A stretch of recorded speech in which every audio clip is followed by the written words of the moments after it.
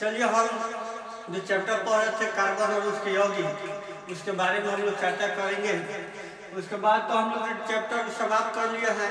जो उसमें से मुख्य जो टॉपिक होता है मेन मेन पॉइंट यानी बिहार बोर्ड के अनुसार यानी जो ऑब्जेक्टिव के बनने वाला जो पॉइंट है आज इस बोर्ड पर हम उतारे हैं, इसके बारे में हम लोग देखेंगे। तो हम लोग कार्बन और उसके यौगिक में बहुत से बातें हम लोग अध्ययन कर चुके हैं। तो चलिए उसके जो अध्ययन किए हैं उसको हम रिकॉल कर लेते हैं, यानी उसको दोहरा लेते हैं ताकि आप भूले होंगे तब फिर से याद हो जाएगा। तो कार्बन के बारे में हम लोग जान रहे थे। तो कार्बन क्या है? कार्बन क्या है?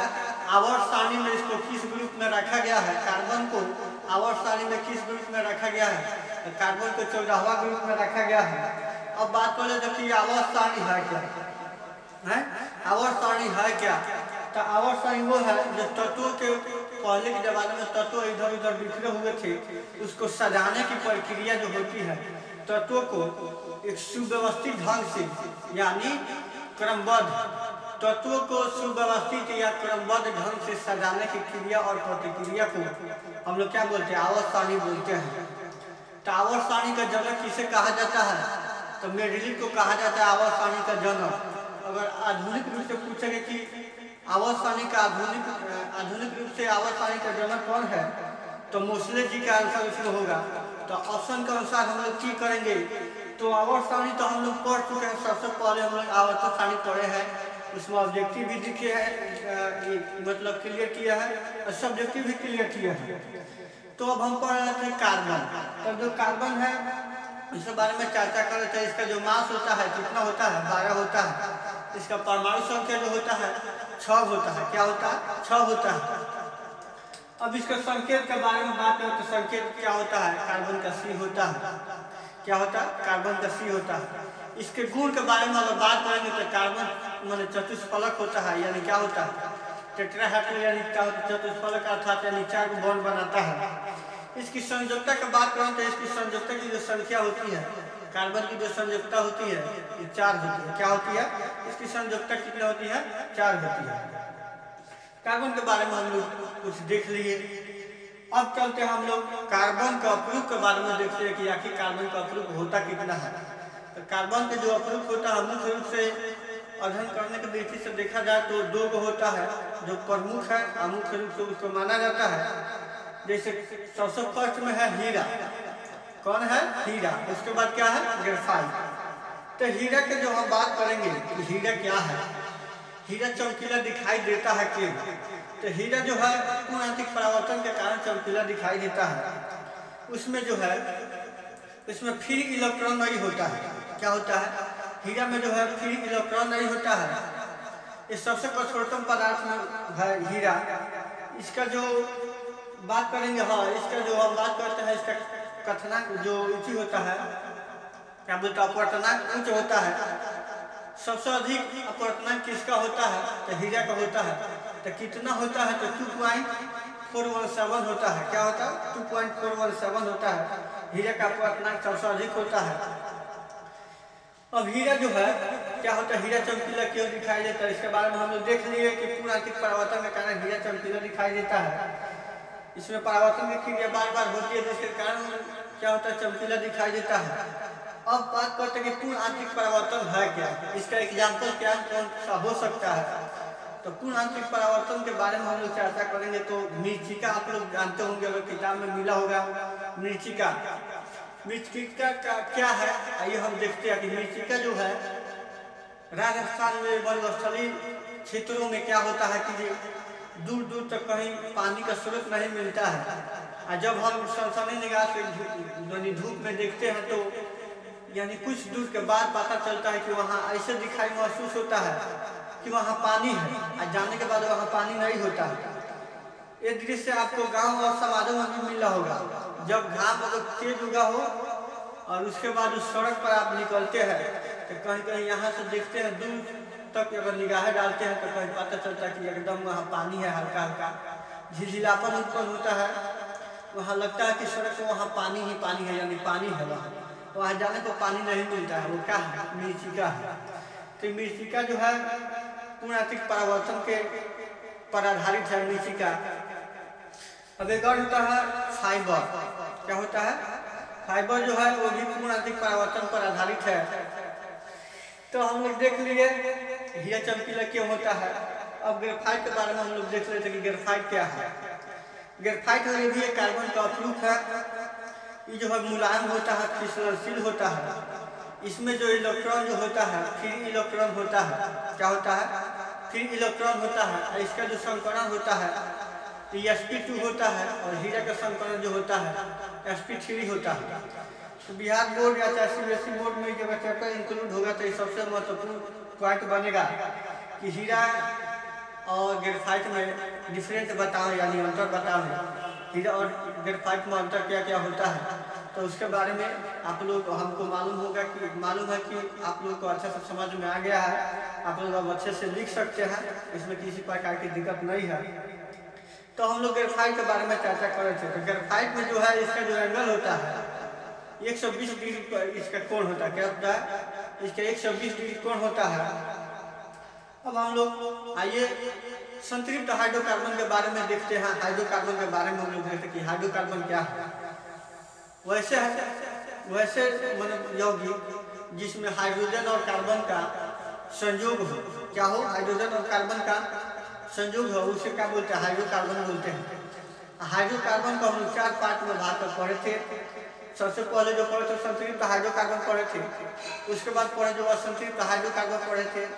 फिर उसके बाद रिसाइक्लिंग पढ़े थे, एरोमेटिक पढ़े थे। तो एरोमेटिक में हम लोग देखे थे सबसे महत्वपूर्ण 2 पॉइंट मिलता है कि कार्बन कम से कम 6 गो उसकी संख्या होना चाहिए, यानी n बराबर 6। तो बेंजीन जो है एरोमेटिक हाइड्रोकार्बन का अंतर्गत आता है, एग्जाम्पल है। बेंजीन जो है कक्षा में भी चर्चा किए थे। बेंजीन का जो फार्मूला होता है C6H6 होता है। और उसमें एक और मिलता है टॉलुइन। जो टॉलुइन है उसका जो सूत्र होता है C7, यानी C7H8 का सूत्र होता है टॉलुइन का। जो स्ट्रक्चर के माध्यम से हम कल पिछले वीडियो में हम लोग देखे थे, मुख्य तथ्य में उसको देखे थे। आज हम देखेंगे उसमें कुछ और बातें हैं। जो यूरिया जो है, यूरिया के बारे में हम लोग इस बोर्ड के माध्यम से चर्चा करेंगे। तो हम लोग हाइड्रोकार्बन के बारे में देख रहे थे। तो संतृप्त हाइड्रोकार्बन को पैराफिन बोलते हैं। आखिर पैराफिन क्यों बोलते हैं? तो पैराफिन इसलिए बोलते हैं कम अभिक्रियाशील होता है। संतृप्त हाइड्रोकार्बन कम अभिक्रियाशील होता है। इसमें जो है संतृप्त हाइड्रोकार्बन का प्रथम जो सदस्य होता है मेथेन होता है। क्या होता है? मेथेन होता है। मेथेन का जो फार्मूला होता है CH4 होता है। इसका जो सामान्य सूत्र होता है CnH2n+2 होता है। क्या होता है? सामान्य सूत्र होता है इसका CnH2n+2 होता है। अब इसको हम स्ट्रक्चर के माध्यम से भी बता दिए थे। अच्छा, आपको बोले थे फॉर्मूला याद कर लीजिएगा। मेथेन प्रोबेबिलिटी हेल्थ ऑफ टोनोनेट, ये सब आपको बोले थे हम याद करने के लिए। अगर याद कर लिए हैं तो ये चैप्टर बहुत अच्छे से समझ में आया होगा। अगर आप लोग याद नहीं किए हैं तब तो दिक्कत होगा। तो हम लोग इसके बारे में देखेंगे आज। इसको हम एक यूरिया का जो सूत्र लिखे हैं ऊपर, चलिए हम बोलेंगे तो पूरा ऐसा ही, तो हम किताबों का पूरा डिस्कशन कर देंगे ऐसा ही मुँह से। तो बोर्डों पर लिखेंगे तब ना और अच्छे से समझ आएगा। तो आइए हम बोर्डों को थोड़ा लिखते हैं। तो आज हम देखेंगे यूरिया का सूत्र क्या होता है। क्या होता है? यूरिया का सूत्र होता है NH2CO NH2।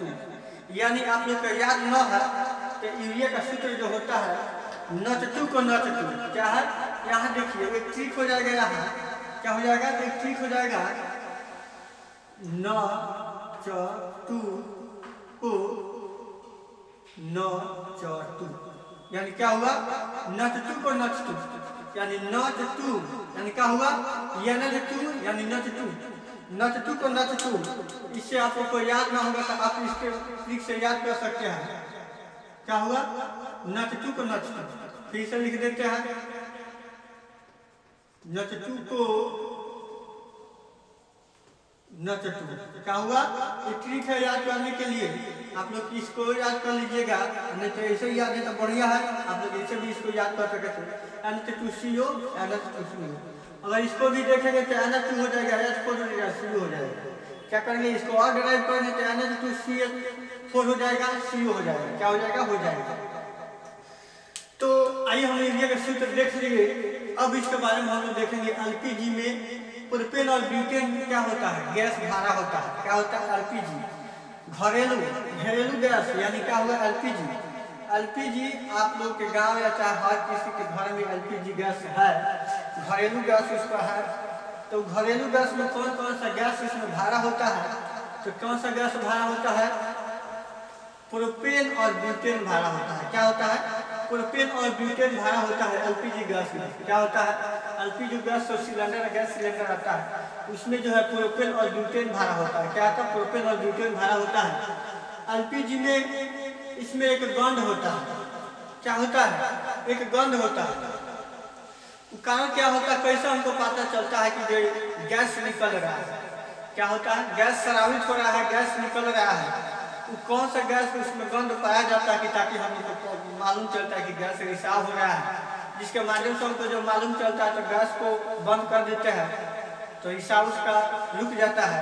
तो कौन सा चीज़ है, वो क्या है, तो वही जो है इथाइल मॉर्केप्टेन है। क्या है, इथाइल मॉर्केप्टेन है, जिसके माध्यम से हमको गैस का रिसाव होता है तो हमको पता चलता है। क्या होता है, इथाइल मॉर्केप्टेन होता है। क्वेश्चन पूछेगा एलपीजी या चाहे घरेलू गैस सिलेंडर में गैस रिसाव का कारण क्या है, ऑब्जेक्टिव में अगर डाल देगा तो इथाइल मॉर्केप्टेन है। क्या है, इथाइल मॉर्केप्टेन है, जिससे गैस का रिसाव का हमको पता चलता है।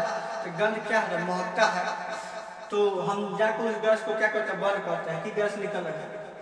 अब पूछता है कि सिगरेट के लाइटर में ब्यूटेन गैस भरा होता है। क्या होता है, सिगरेट के लाइटर में ब्यूटेन गैस भरा होता है। अगर आप लोग इस बात को देखे होंगे क्या कि पिछले कुछ समय के बाद अभी भी प्रेजेंट में उतना मिलता है कि नहीं मिलता है, तो एक लाइटर आता था, लाइटर जो सिगरेट के ऐसे डाल के हम लोग क्या करते थे, सिगरेट धराते थे। सिगरेट हो, बीड़ी हो, उससे हम लोग धराते थे। कभी कभी अपने छोटे क्या करते थे, हम लोग जब अपने बच्चे में थे तो क्या करते थे, लाइटर खरीद कर किसी को आराम से धरा देता, हाथों में जलने लगता था तो इसको कुछ अलग फील होता था। तो उस समय की बात है। तो अभी कहीं मार्केट में कहूँ मिलता होगा, अच्छा मिलता भी है। अब देहात क्षेत्र में उतना तो संभव नहीं है, हम लोग भी उतना आजकल नहीं देख रहे हैं उतना अच्छे से। तो हमको उम्मीद है कि कहीं मार्केट में जरूर मिलता होगा। सिगरेट लाइटर आप लोग जरूर देखे होंगे, उसमें कौन सी जो गैस भरी होती है जो जलने लगता है। क्या होता है, कौन सा गैस होता है, यही जो होता है ब्यूटेन होता है। क्या होता है, ब्यूटेन गैस उसमें भरा होता है, जिसके चलने से क्या होता है, जलने लगता है। क्या होता है, ब्यूटेन होता है। क्या होता है, ब्यूटेन होता है। सिगरेट के लाइटर में क्या होता है, ब्यूटेन गैस भरा होता है। क्या होता है, ब्यूटेन गैस भरा होता है। अब हम लोग देख लिए थे हाइड्रोकार्बन के कितने प्रकार होते हैं। तो हाइड्रोकार्बन के 4 प्रकार होते हैं। वही ऑब्जेक्टिव आपको डाल दिया कि हाइड्रोकार्बन को कितने भागों में बांटा गया है, उसका कौ गो प्रकार होला, तो 6 गो प्रकार होला, 4 गो प्रकार होला। जब हम बता देंगे जस्ट पहले फिर भी बता देता का तो संतृप्त हाइड्रोकार्बन और असंतृप्त हाइड्रोकार्बन, साइक्लिक हाइड्रोकार्बन, और उसके बाद हो जाए एरोमेटिक हाइड्रोकार्बन। एरोमेटिक हाइड्रोकार्बन में इंपोर्टेंट जब बात वाला यानी VVI, उसके ट्रिपल स्टार दीजिए चाहे डबल स्टार दीजिए, VVI है C6H6 और उसके बाद बताए थे टैलविन का C7H। तो हम बताए थे आइए अब संतृप्त हाइड्रोकार्बन को पैराफिन बोलते हैं। क्या बोलते हैं, पैराफिन बोलते हैं। आखिर क्यों बोलते हैं संतृप्त हाइड्रोकार्बन को, क्वेश्चन पूछ देगी संतृप्त हाइड्रोकार्बन का एक और नाम में क्या है, तो क्या है, पैराफिन है। एक और नाम क्या हो जाएगा उसका, पैराफिन हो जाएगा। अब हम बात करते हैं कि आखिर पैराफिन इसको काहे बोलते हैं, इसका रीजन क्या है। इस संतृप्त हाइड्रोकार्बन को हम पैराफिन बोलते हैं। संतृप्त जो हाइड्रोकार्बन है ये बहुत कम अभिक्रियाशील है। क्या है, कम अभिक्रियाशील का मतलब उतना अभिक्रियाशील न है। इसमें जो होता है कार्बन कार्बन के बीच में जो सिंगल बॉन्ड बना होता है, क्या होता है, सिंगल बॉन्ड होता है, यानी कमजोर बॉन्ड होता है। क्या होता है, सिंगल बॉन्ड होता है, यानी असंतृप्त हाइड्रोकार्बन की अपेक्षा कमजोर होता है, बहुत कम अभिक्रियाशील होता है। ये जो है संतृप्त हाइड्रोकार्बन, तो संतृप्त हाइड्रोकार्बन को ओलेफिन भी एक बोला जाता है।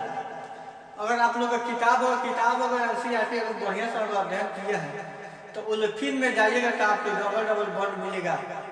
ओलेफिन भी कहीं आपको देखने को मिलता है। तो इसमें जो है कार्बन कार्बन के बीच, असंतृप्त हाइड्रोकार्बन में कार्बन कार्बन के बीच में जो है डबल बॉन्ड और ट्रिपल बॉन्ड भी होता है। क्या होता है, डबल बॉन्ड और ट्रिपल बॉन्ड होता है, जिसके कारण ये अधिक अभिक्रियाशील होता है, मजबूत होता है। ये हम एग्जाम्पल से समझाते हैं। मान लीजिए एक लाठी को तोड़ना मुश्किल है, नहीं आसान आदमी एक छड़ी को तोड़ सकते हैं, ठीक। उसके बाद डबल छड़ी देंगे हम आपको तोड़ने के लिए, थोड़ा और कष्ट हो जाएगा। और ट्रिपल छड़ी दे देंगे तो आप तो सही में नहीं टूट पाएगा। तो यही क्या हो गया, यही डबल और ट्रिपल इसमें असंतुलित हाइड्रोकार्बन में बॉन्ड है। क्या होता है, बॉन्ड है। अब हम लोग देख लिए असंतुलित हाइड्रोकार्बन को, ये अधिक क्रियाशील होता है। इसमें जो है इसका जो है इसमें जो पढ़ना है अल्काइन, एल्कीन। तो एल्काइन का जो प्रथम सदस्य होता है मीथेन नहीं होता है, क्या होता है, इथीन होता है। क्या होता है, एथीन होता है।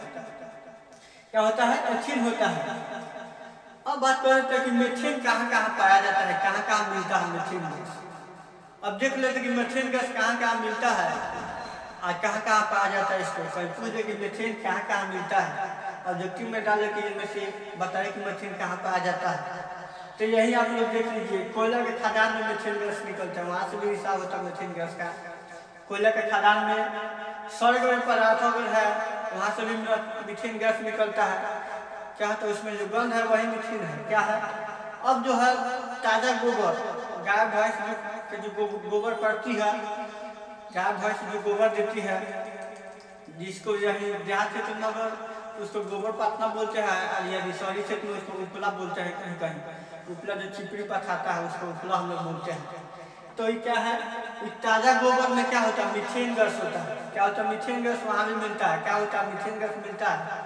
जैसे जब ताज़ा गोबर होता है तो उसमें विशेष प्रकार के गंध माने महकता है, तो वही क्या है, मीथेन है।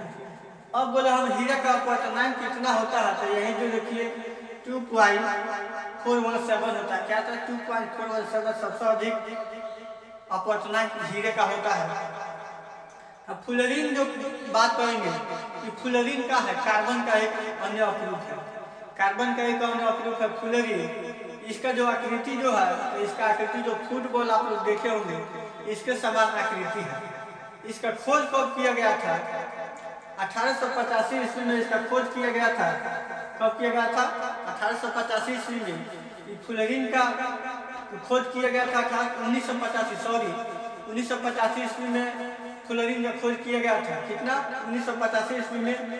कौन वैज्ञानिक इसको खोज किए थे, तो क्रोस्टो नामक वैज्ञानिक और रिचार्ड एस्मले नामक वैज्ञानिक ने इसको खोज किए थे। क्या थे, क्रोटो और रिचार्ड एस्मले।